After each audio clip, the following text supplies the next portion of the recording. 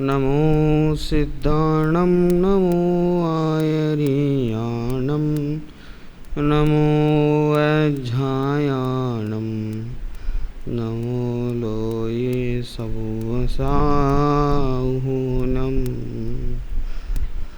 ओंकारं बिन्दुसंयुक्तं नित्यं ध्यायन्ति योगिनः कामदं मोक्षदं चैव ओंकाराय नमो नमः।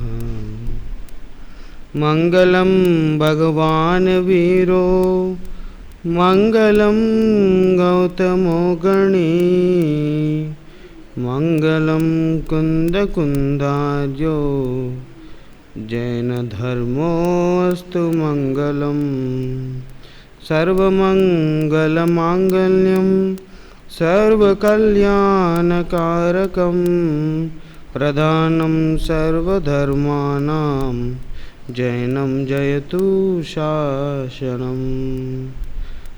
मंगलमय मंगलकरण वीतराग विज्ञान नमो ताहि जाते भय अरहंतादि महान करि मंगल करि हो महा ग्रंथ करण को काज जाते मिले समाज सब पावे निज पद राज।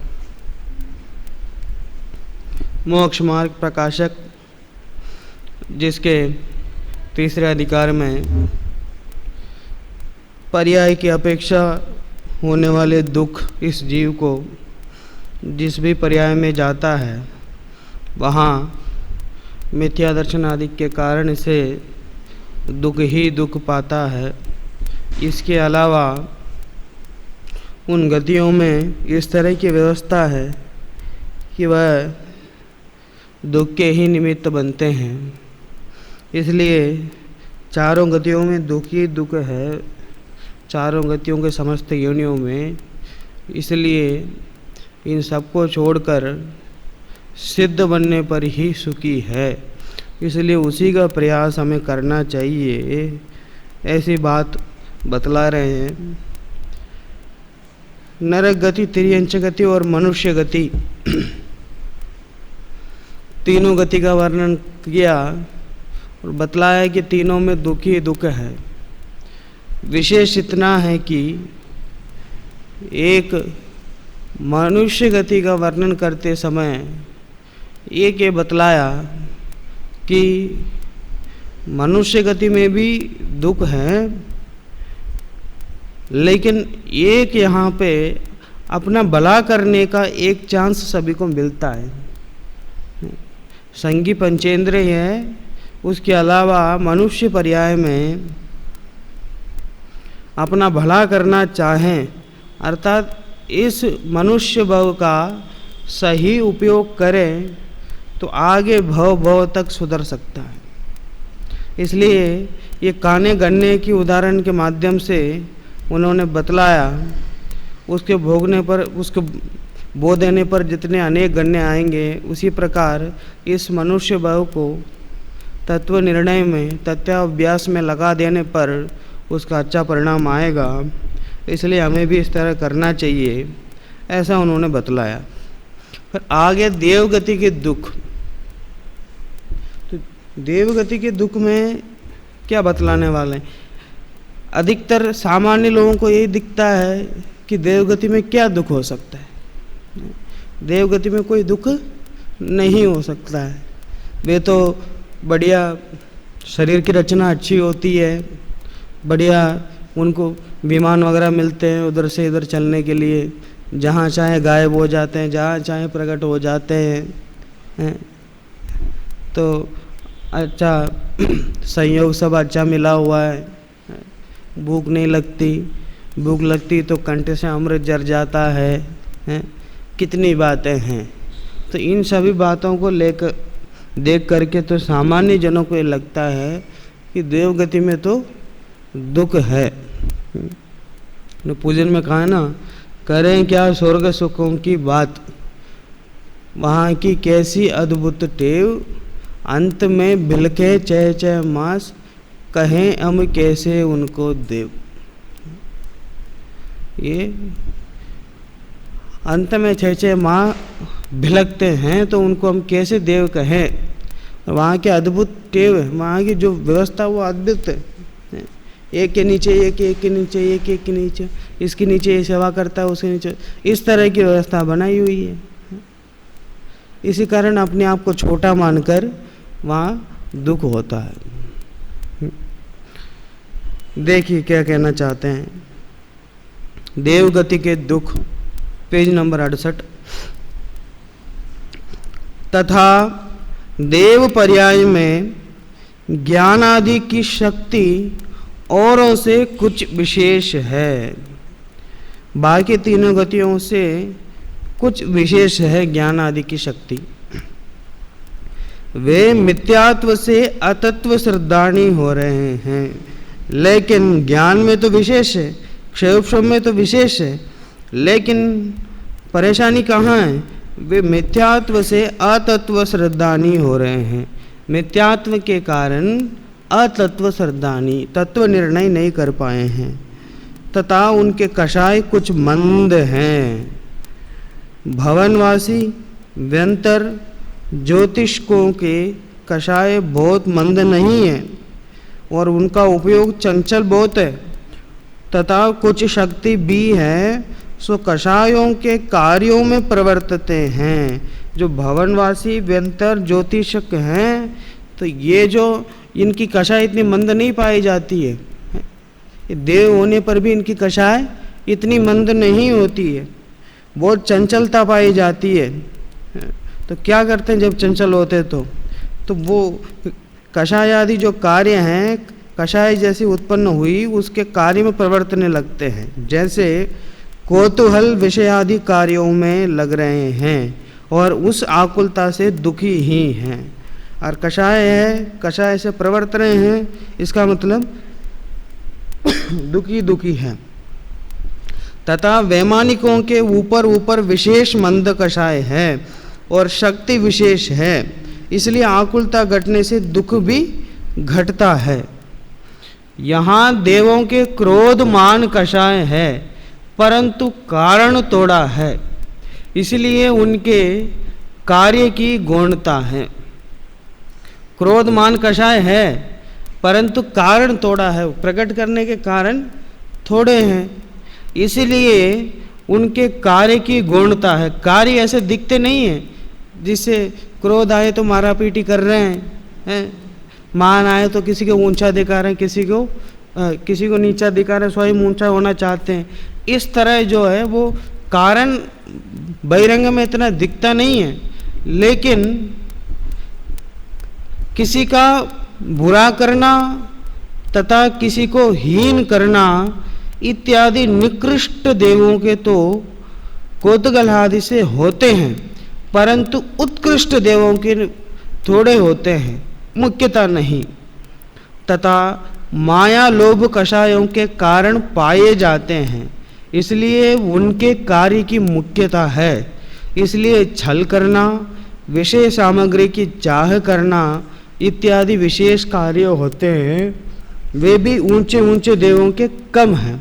जैसे ऊंचे ऊंचे के लेवल के देव होते जाते हैं, कषाय की मंदता होती जाती है और ज्ञान की शक्ति बढ़ती जाती है।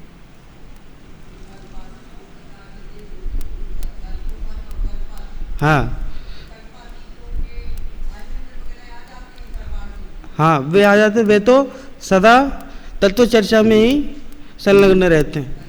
हाँ, और कषाय तो इतनी मंद और ज्ञान की शक्ति बढ़ी हुई है।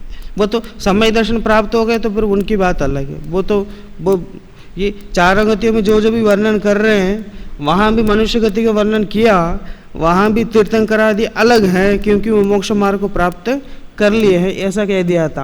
और यहाँ भी ये जो आमिंद्र आदि हैं, सर्वा सिद्धि आदि के, तो वहाँ जो वे जीव हैं वे तो सम्यक दर्शन प्राप्त हैं, तो उनकी बात नहीं है। जैसे इसलिए कह रहे हैं कि ऊंचे ऊंचे देवों के कम हैं, उनकी बात नहीं कर रहे हैं। जो निचले क्रम के जो देव हैं, मिथ्या दृष्टि हैं, उनकी बात चल रही।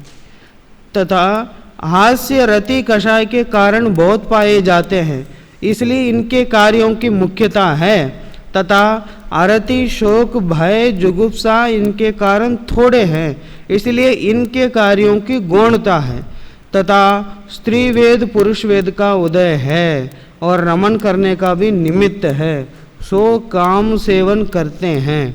ये भी कषाय ऊपर ऊपर मंद है, ये कषाय भी ऊपर ऊपर मंद है। अहम इंद्रियों के वेदों की मंदता के कारण काम सेव का अभाव है। अहम इंद्रियों के वेद तो हैं लेकिन उनकी इतनी मंदता है, वे काम सेवन का अभाव, वे करते नहीं है इस तरह काम। हाँ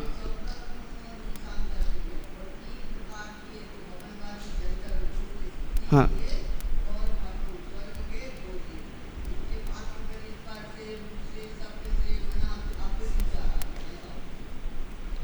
इस प्रकार देवों के कषाय भाव है और कषाय ही दुख है।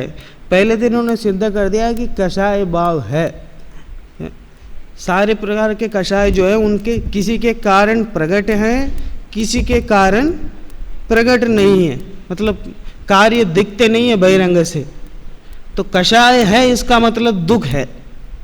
तो ये जो क्या बोलते, पहली दलील तो ये रख रहे हैं कि कषाय तो है, ये बात तो मानते हो, हम मानते हैं। तो जहाँ कषाय वहाँ तो दुख है। एक इंद्रिय को हमने क्या कहा था कि कषाय बहुत है और बहिरंग में प्रकट करने की शक्ति नहीं है, इसलिए इस तरह के कार्य नहीं दिखते हैं। लेकिन कषाय मात्र होने से महादुखी है। अब वैसे यहाँ की पहले बात ये सिद्ध कर रहे हैं कि कषाय है, बहिरंग के कार्य भले नहीं दिखते देवों के, कुछ कुछ कार्य दिखते हैं, लेकिन कषाय है थोड़ी मंद हो सकती है, ज्ञान की अधिकता हो सकती है, शक्ति विशेष पाई जा सकती है, ऐसा हो सकता है। लेकिन कषाय है सो पूर्ण आकुलतामय है। तो पहले तो कषाय सिद्ध किया, इसका मतलब वे आकुल है।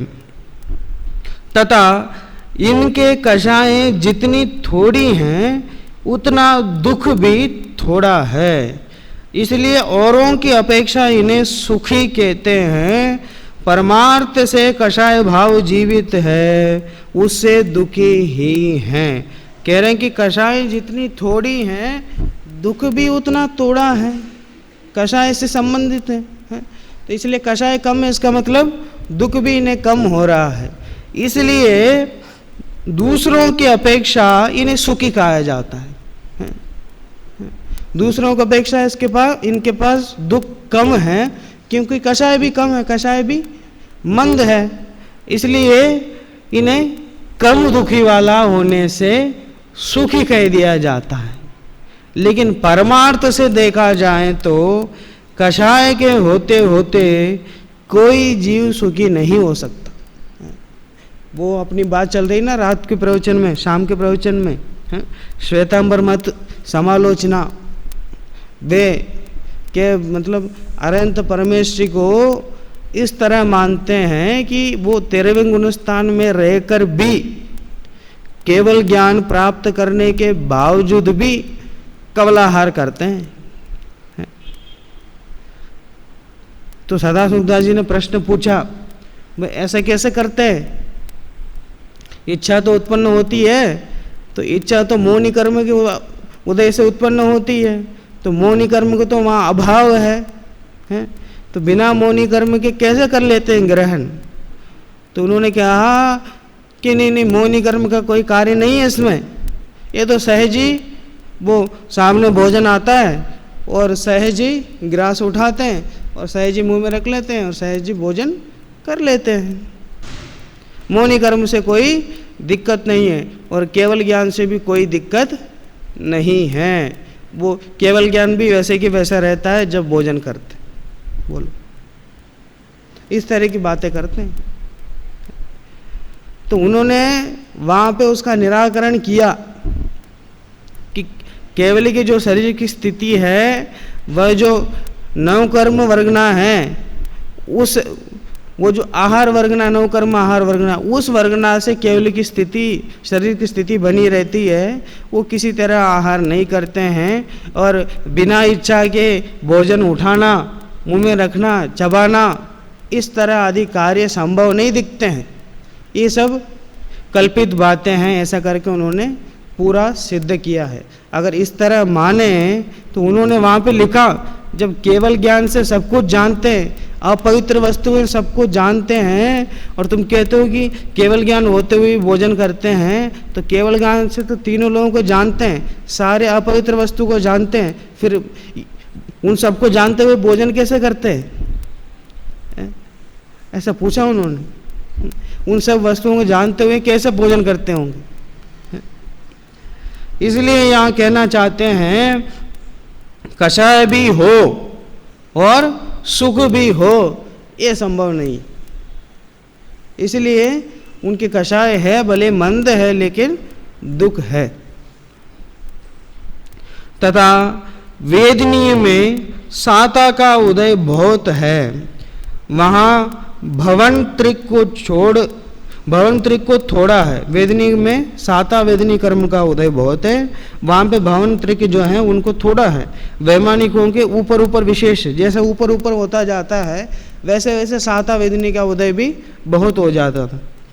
इष्ट शरीर की अवस्था स्त्री, महल आदि सामग्री का संयोग पाया जाता है। तो क्या होता है? साता वेदनी कर्म से क्या मिलता है उनको?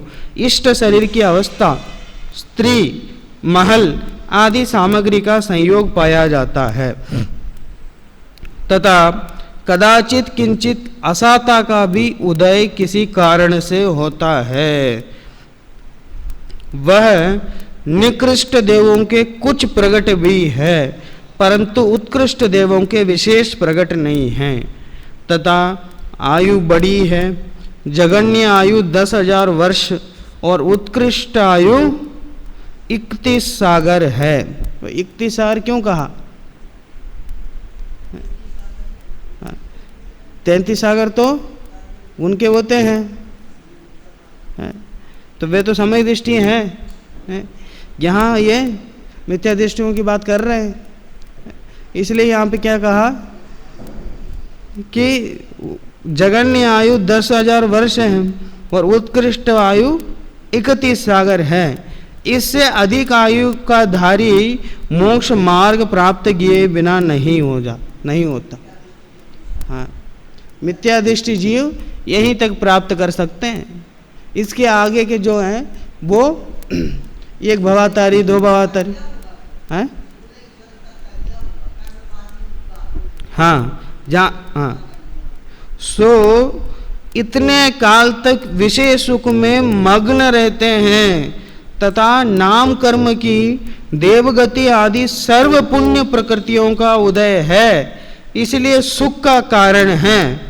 और गोत्र में उच्च गोत्र का ही उदय है, इसलिए महंत पद को प्राप्त हैं। इस प्रकार इनको पुण्य उदय की विशेषता से इष्ट सामग्री मिली है और कषायों से इच्छा पाई जाती है, इसलिए उसके भोगने में आसक्त हो रहे हैं, परंतु इच्छा अधिक ही रहती है, इसलिए सुखी नहीं होते।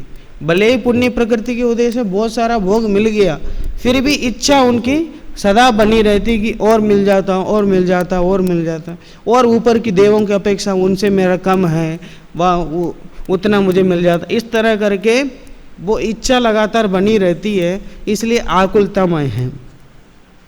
उच्च देवों को उत्कृष्ट पुण्य उदय है।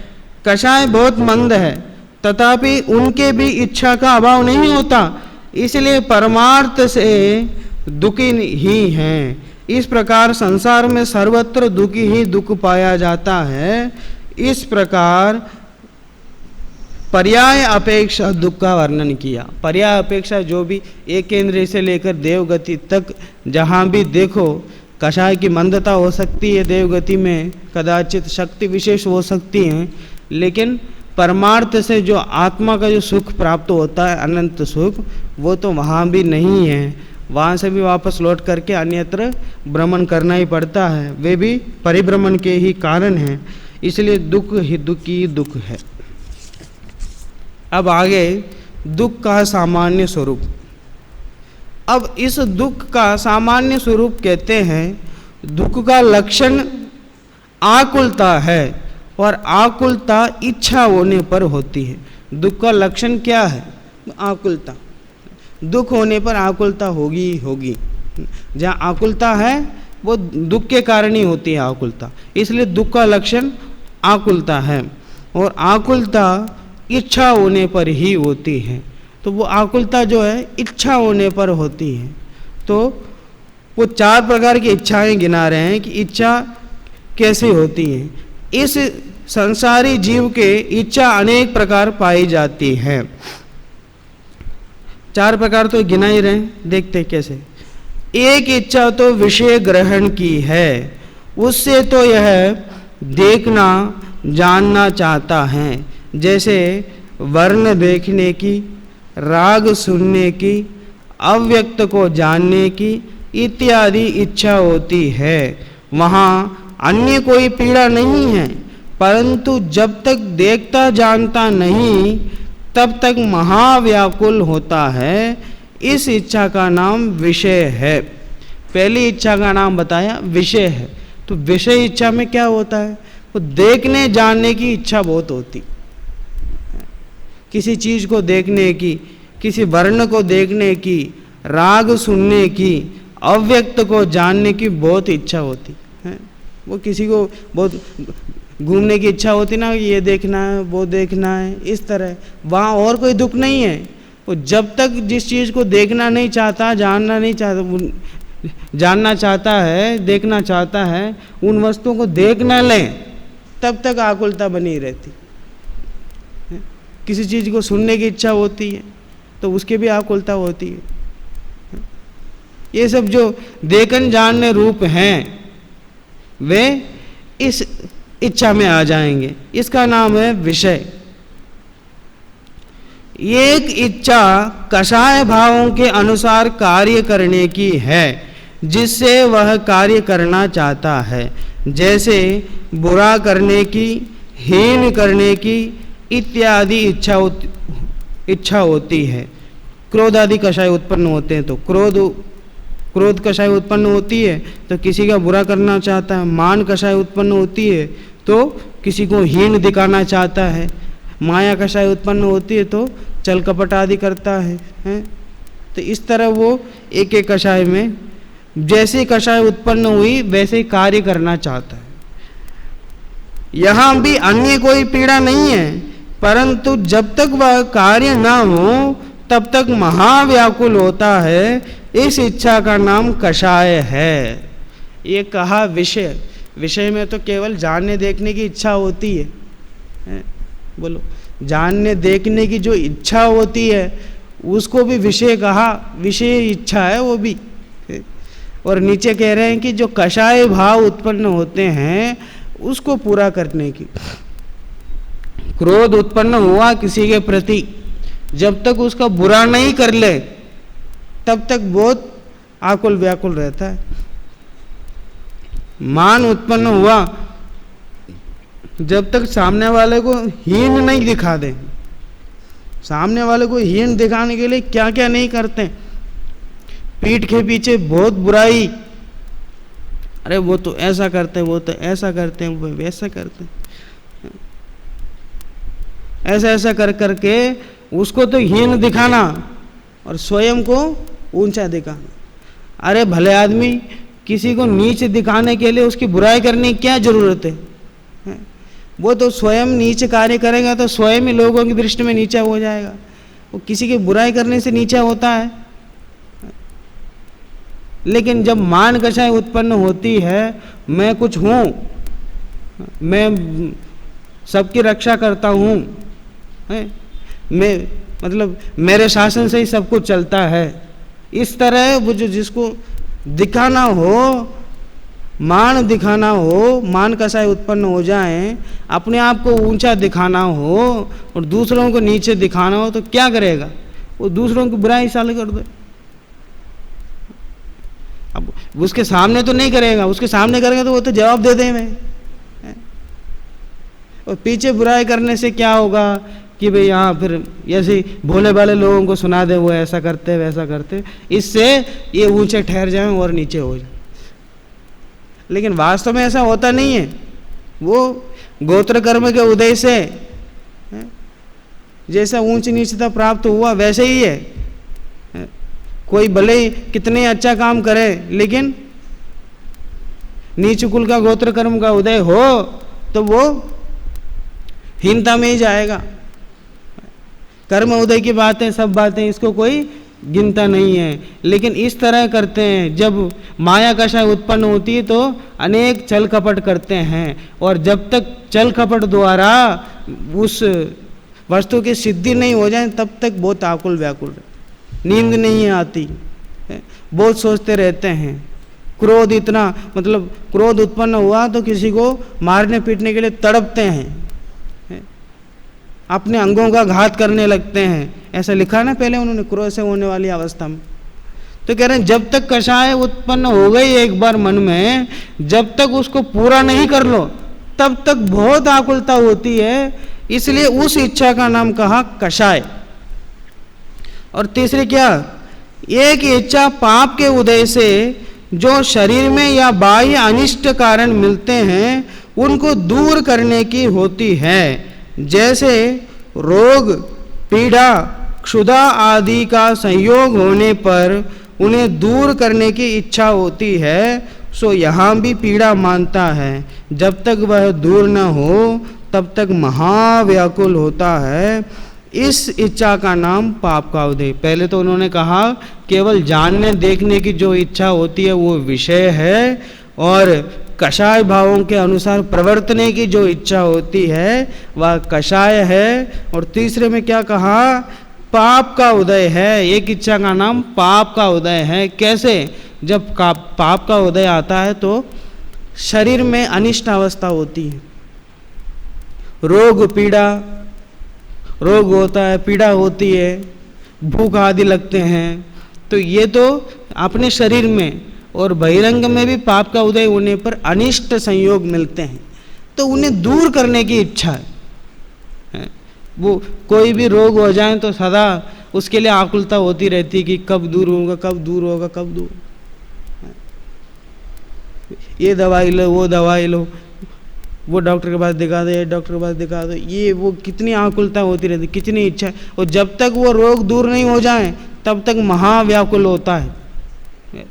और वैसे ही बहिरंग में कोई अनिष्ट वस्तु प्राप्त हो जाए, अनिष्ट वस्तु मिल जाए, चेतन अचेतन पदार्थ, उसको दूर करने की बहुत इच्छा होती है। चेतन अचेतन पदार्थ में कोई आज्ञाकारी पुत्र नहीं मिला है तो सदा वो उसके बारे में गुणगान करता रहेगा सब जगह, ये मेरा पुत्र ऐसा करता है, वैसा करता है, ऐसा करता है, तो उससे भी दुखी होता रहे।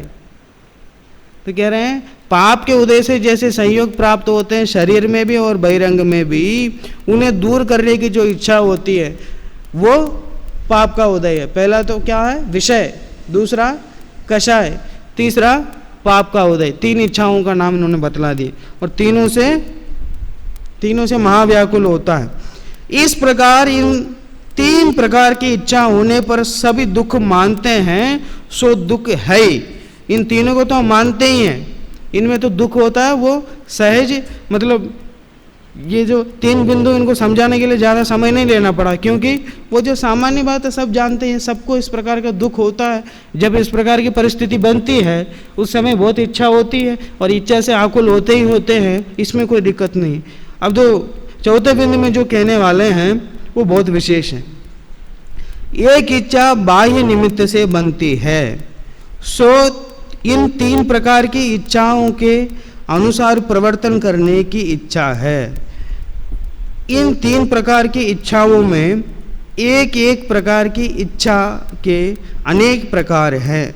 वहाँ कितनी प्रकार की इच्छा पूर्ण होने के कारण पुण्योदय से मिलते हैं, परंतु उनका साधन एक साथ नहीं हो सकता, इसलिए एक को छोड़कर अन्य में लगता है, फिर भी उसे छोड़कर अन्य में लगता है।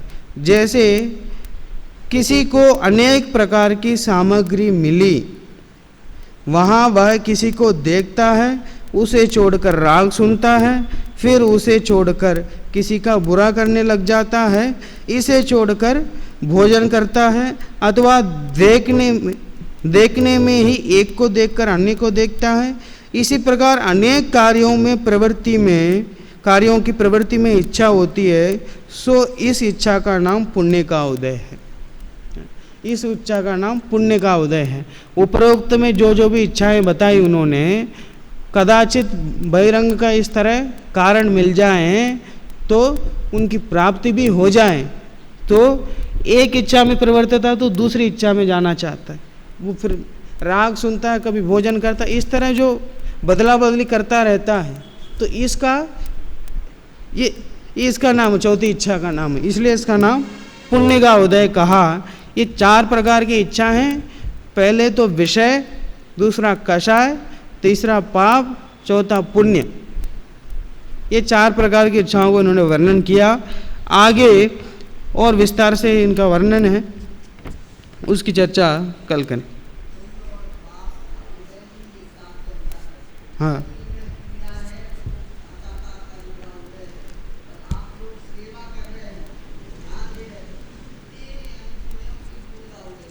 हाँ,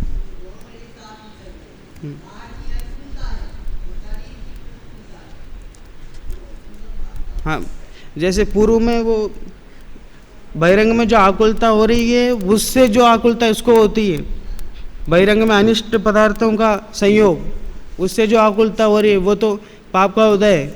और यहाँ बहिरंग में जो पुण्य के उदय से संयोग मिलते हैं, उसमें भी लीन हो जाता है, लीन हो के वो संयोग दूर नहीं हो जाए, इस तरह जो उसकी इच्छा होती है वो उस आकुलता में आ जाए। सहजानंदी